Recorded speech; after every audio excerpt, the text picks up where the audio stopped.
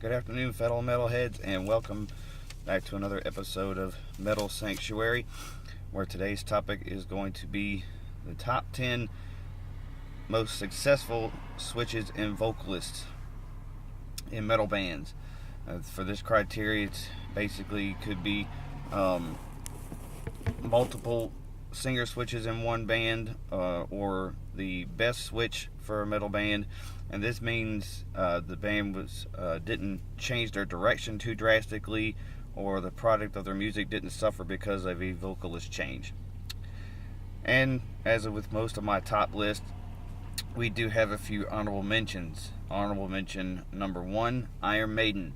Now, I happen to like the X Factor and some of the songs off Virtual 11, but a lot of Maiden's fans really cast out when they lost Blaze Bayley. Lost Dickinson for Bayley. But I do keep them as the honorable mention because they went from Di'Anno to Dickinson, which was a very successful outcome. Obviously, the albums they did with Dickinson, they were able to do more musically.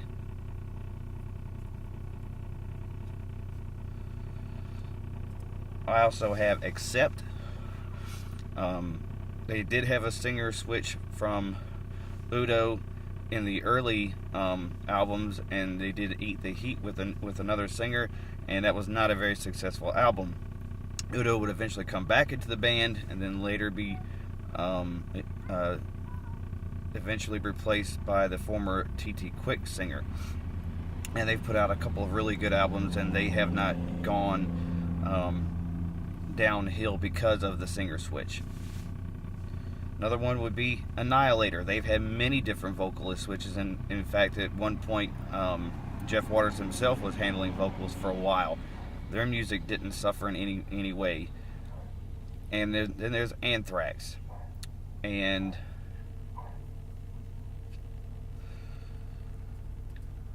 they had a switch from Neil Turbin off the first record,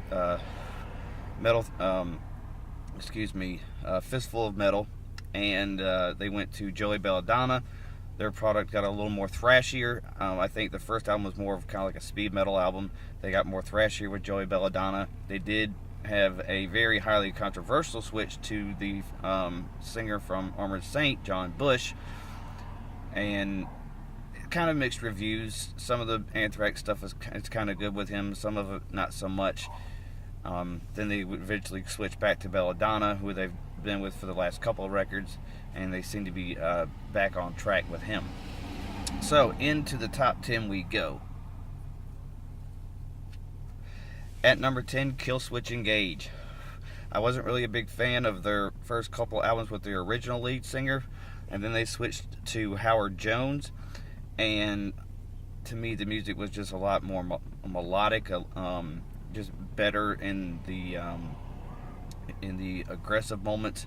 They have gone back to the original lead singer, and I haven't chose to listen to any of that stuff because like I said before, I really wasn't into the original singer's style of vocals. Number 9, Gamma Ray. Starting out with Ralph Schnippers, who eventually would leave Gamma Ray and form Primal Fear.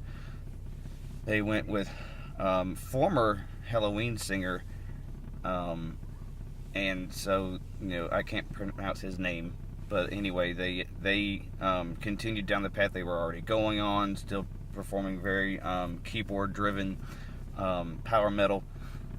At number 8, we have Morbid Angel, going from David Vincent to Steve Tucker. They continued to be on the brutal death metal path with Steve Tucker, especially with albums like Heretic and Gateways to Annihilation, formerly Fatal to the Flesh.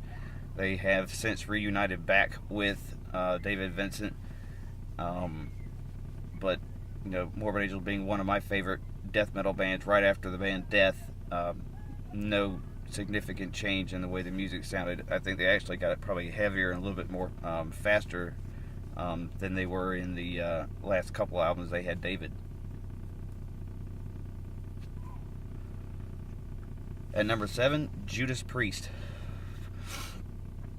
Rob Halford, the metal god icon for Priest fans, all the way up to Painkiller album. He leaves, and they bring in Tim Ripper Owens. Now, the first album they did with Ripper, Jugulator, very good album. Stayed with that really heavy stuff they did with Painkiller. A lot of people think that Owens had a lot to do with the guitar tone on that album, which is actually not true. If you actually go back and listen to Baptism of Fire, a solo album done by Glenn Tipton, that's Glenn's guitar tone on that album, so it had nothing to do with Ripper. Their album after that, Demolition, wasn't all that great, but he also could still perform all the classic Priest songs, so there was no drop in the live performance. At 6, Cannibal Corpse go from Chris Barnes to George Corpsegrinder Fisher. Now, with these songs, they stayed on the brutal death metal path and continued to get faster. There is a difference in the style of singing between Chris Barnes and George, but it wasn't so much of a difference that it really changed the outlook of the songs, and George could more than capable of performing the old Cannibal Corpse songs. At number 5, Pantera, going from Terry Glaze to Phil Anselmo. This, to me, was not just a successful change, but a very critical change in this band, going from a more kind of glamish almost style and sound to albums like Cowboys from Hell and Vulgar Display getting a whole lot heavier and really becoming a better listening product for the fans. At 4, Candlemass. No matter what singer they have had, they have always sounded like Candlemass, whether it be Rob Lowe or Messiah, who is my favorite. They always sounded like Candlemass. There was no change in direction, even though the vocalists had different styles. It didn't change them from being just one of the best epic doom bands. Number 3, Iced Earth. Again, multiple lead singer changes from Matt Barlow taking over after the first couple singers, and then they had Tim Ripper Owens, then back to Barlow, and then now Stu Block. Iced Earth has been one of those bands that's been able to change their sound accordingly to the vocalists they've had, and the product hasn't suffered. Number 2, Exodus. Whether it was from Paul Baloff to Zetro, from Zetro to Rob Dukes, then back to Zetro again, Exodus has remained a heavy force in thrash metal, and even with the three Rob Dukes studio albums, they still maintained a very thrashy edge, maybe a little bit more overproduction than what some people may have liked, but they even got even heavier. They didn't go like an Anthrax route and be kind of like, stuck in some kind of 90s phase or whatever. And number 1, this is a specific singer change for this band, the almighty Black Sabbath, going from Ozzy Osbourne to Ronnie James Dio.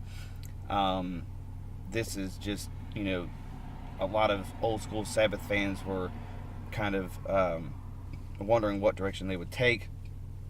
And the 3 albums they did with him, the 2 consecutive albums, Heaven and Hell and Mob Rules, just classic records. And then eventually reuniting with Dio again for the Dehumanizer album. In a lot of cases, some people may even say they prefer the Dio era to the Ozzy era, even though the Ozzy era carried a lot more of the classic Sabbath stuff. But there's my top 10 on singer switches. I'm interested to hear yours. As always, stay metal and God bless.